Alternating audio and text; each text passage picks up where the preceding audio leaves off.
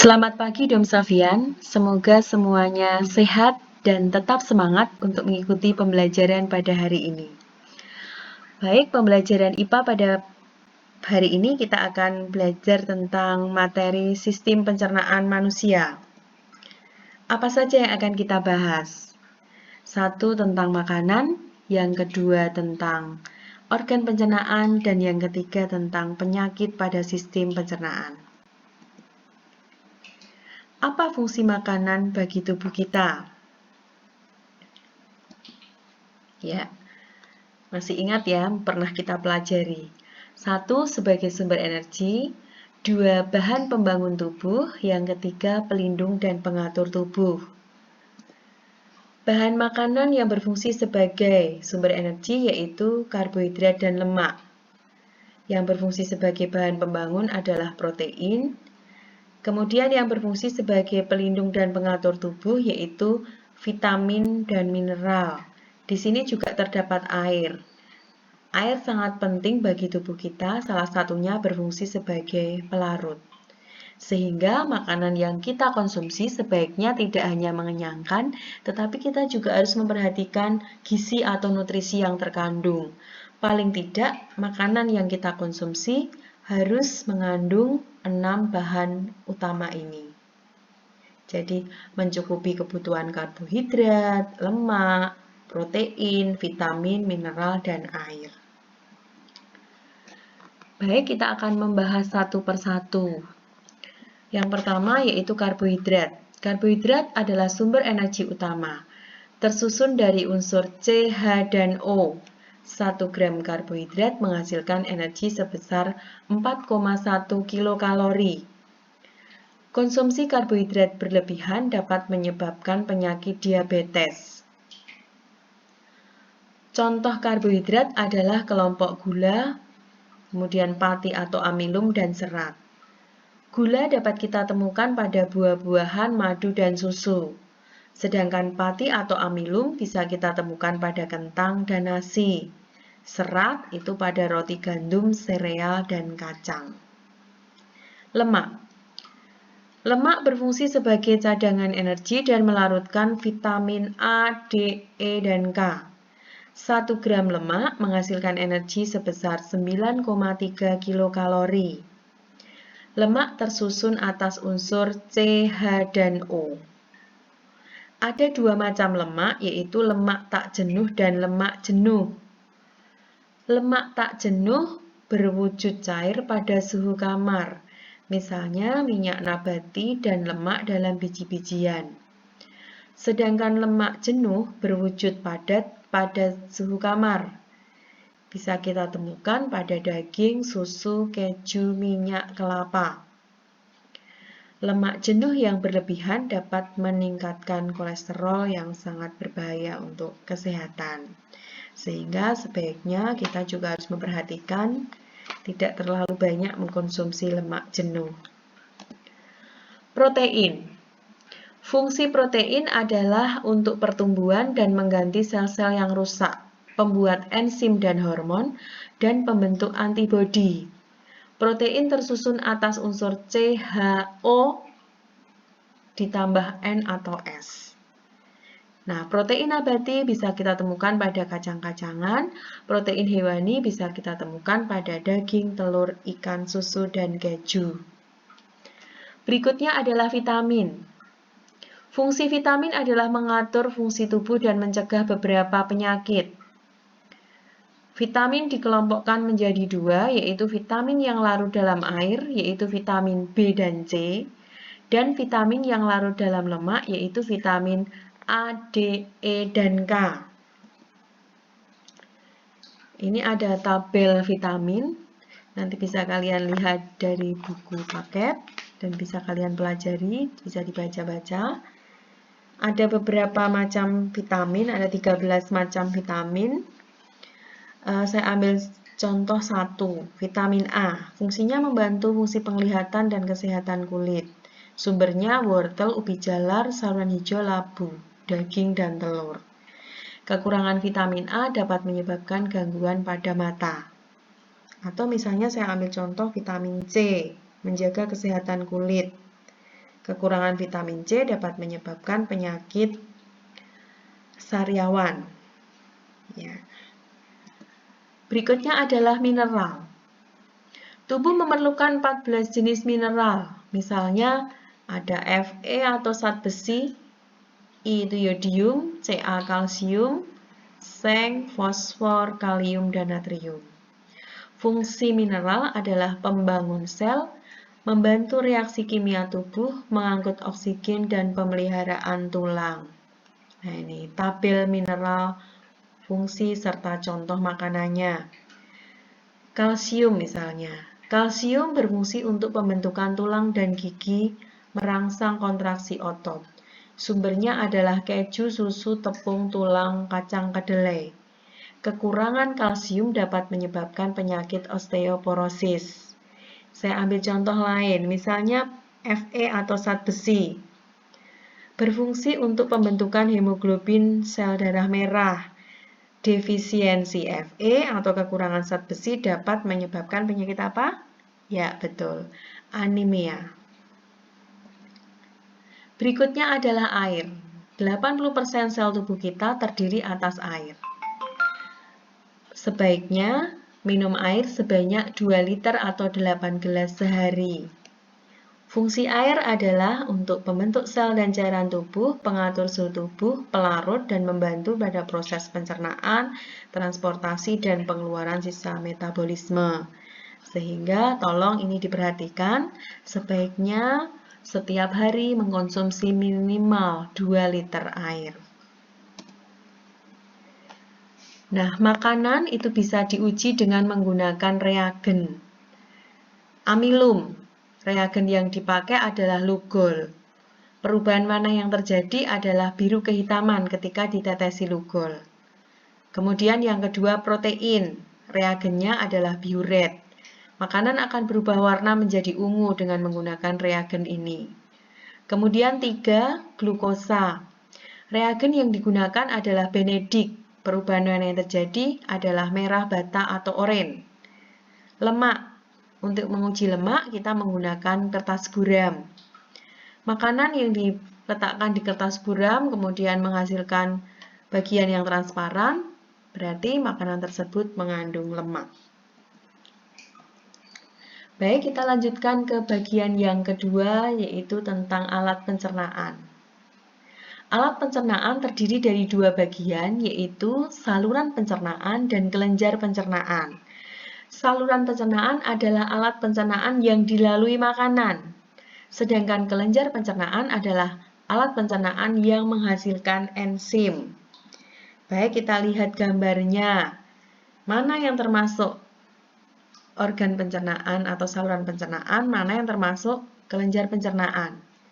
Baik, saluran pencernaan dimulai dari rongga mulut, kerongkongan, lambung, usus halus, usus besar, dan anus. Itu adalah saluran pencernaan.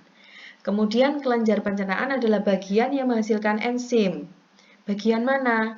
Ya ini, kelenjar ludah, kemudian lambung, hati, pankreas, dan usus halus. Jadi ada saluran pencernaan yang memang fungsinya sekaligus sebagai kelenjar pencernaan. Ya. Baik, kita mulai dari mulut.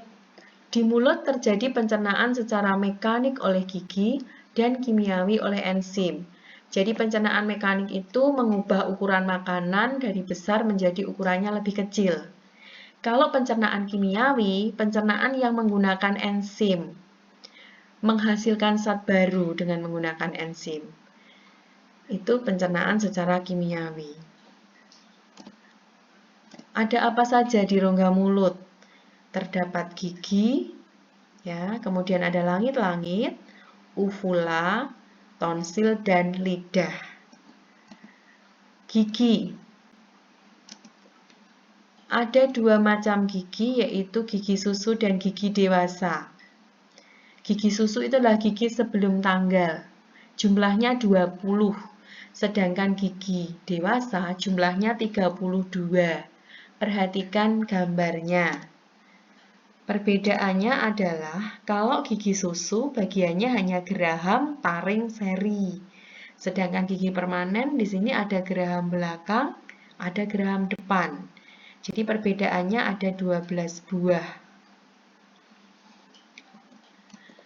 Fungsi gigi. Gigi seri untuk memotong makanan, gigi taring untuk merobek makanan, gigi geraham untuk mengunyah atau menggilas makanan. Berikutnya adalah lidah. Ini adalah peta rasa pada lidah, manis, asin, asam, dan pahit. Apa saja fungsi lidah? 1. Sebagai pengecap rasa makanan. Yang kedua, sebagai alat pemindah makanan.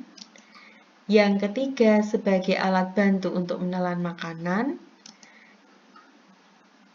Berikutnya adalah kerongkongan. Pada kerongkongan terdapat faring atau tekak yang merupakan persimpangan antara tenggorokan dan kerongkongan. Jadi ini tenggorokan, ini kerongkongan, ini epiglotisnya. Nah, jadi pada bagian pangkal faring terdapat epiglotis atau katup pangkal tenggorokan yang menutupi tenggorokan sehingga makanan masuk melalui kerongkongan. Perhatikan, ini makanan masuk melalui mulut. Kemudian ketika makanan itu lewat, maka katup epiglotisnya akan menutup sehingga makanan itu akan masuk melalui kerongkongan, tidak masuk ke dalam tenggorokan. Sehingga kalau kalian makan sambil bicara, itu berbahaya karena apa? Bisa tersedak, makanan akan masuk ke bagian tenggorokan. Gitu. Nah, makanan dari kerongkongan menuju lambung karena adanya gerakan peristaltik pada 2/3 bagian bawah kerongkongan. Gerak peristaltik berfungsi untuk mendorong makanan hingga ke anus. Perhatikan. Jadi ketika melalui kerongkongan, makanan itu berupa bolus, bulatan-bulatan. Ada gerakan peristaltik sehingga makanan ini bisa menuju ke lambung. Nah. Berikutnya adalah lambung. Lambung tersusun atas 3 bagian, yaitu ada kardiak, fundus, dan pilorus. Nah, lambung bagian tengah itu menghasilkan getah lambung yang terdiri dari asam lambung, enzim renin, dan pepsinogen. Asam lambung berfungsi untuk membunuh kuman penyakit yang masuk melalui makanan, mengaktifkan pepsinogen menjadi pepsin. Sedangkan pepsin mengubah protein menjadi pepton. Enzim renin berfungsi untuk menggumpalkan protein susu. Ya. Jadi enzim pada lambung bisa disingkat perih, pepsin, renin, HCl. Berikutnya adalah usus halus. Usus halus memiliki panjang 2-7 meter. Dibagi menjadi 3 bagian, yaitu duodenum, jejunum, dan ileum. Duodenum itu 25 cm, jejunum 1-2 meter, ileum itu 0,75-4 meter. Nah, ini adalah usus 12 jari. Usus 12 jari itu adalah muara saluran dari pankreas dan hati. Jadi ini adalah pankreas, ini adalah hati. Hati akan menghasilkan empedu, sedangkan pankreas akan menghasilkan enzim tripsin amilase lipase. Nah, enzim ini akan masuk ke usus 12 jari. Perhatikan. Ini. Jadi ini adalah hati, kemudian ini empedu.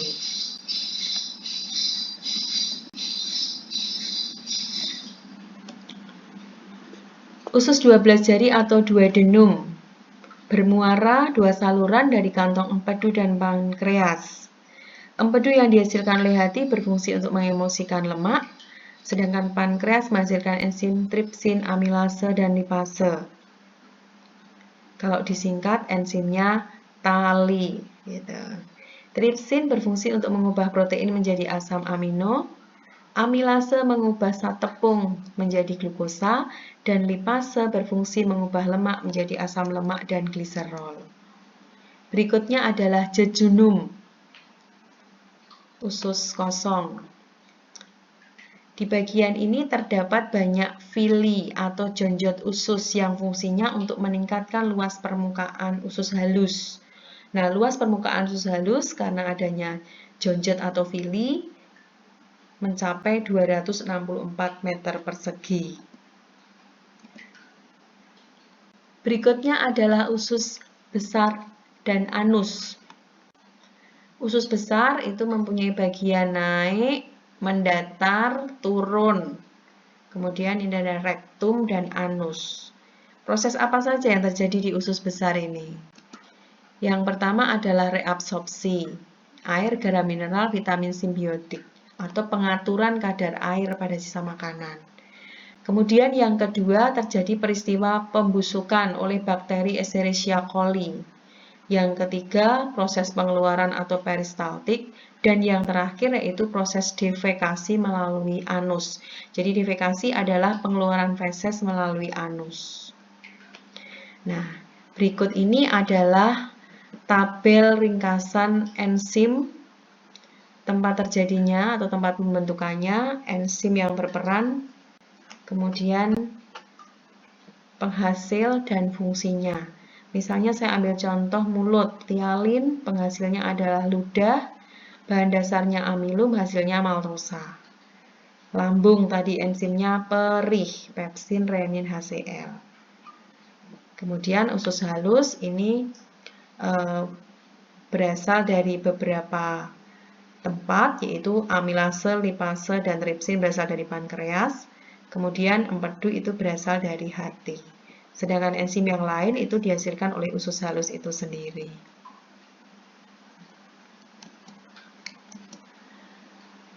Nah, hasil akhir dari pencernaan karbohidrat adalah glukosa.